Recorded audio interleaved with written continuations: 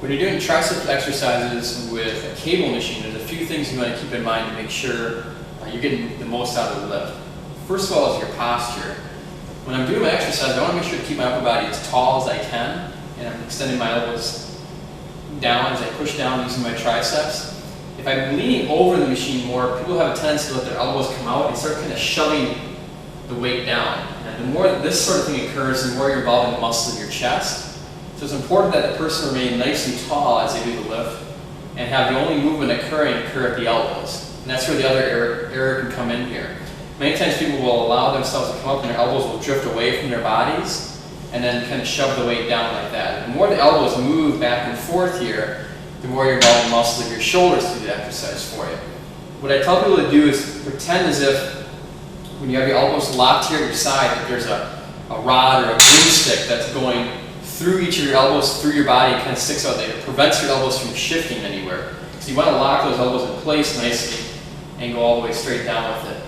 The other error I see people doing is they don't always come up as high as they can. And the idea is that you want to come up as high as you can while you still keep your elbows at your side so you can get a good full range of motion through the lift. So don't just come to here and stop. Come all the way up as high as you can while leaving those elbows placed.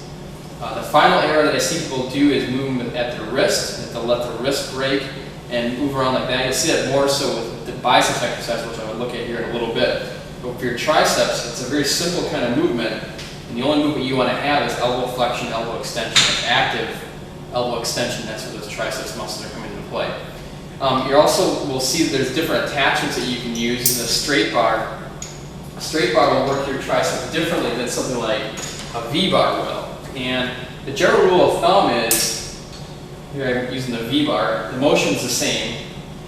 The general rule of thumb with the different grips is that as your grip goes from being palms down to being more palms side by side, you're working more from the inside of your triceps heads as I go from flat, and I work as my hands rotate this way, I work more the outer head of the triceps. So using a rope or using a single cable and just pushing it down, for example, if I just do a one-arm exercise here and just do one arm at a time here and push it straight down, now I'm working more the outer head of my triceps. So with your palms flat down, you work more inside, which would be like a bench press even.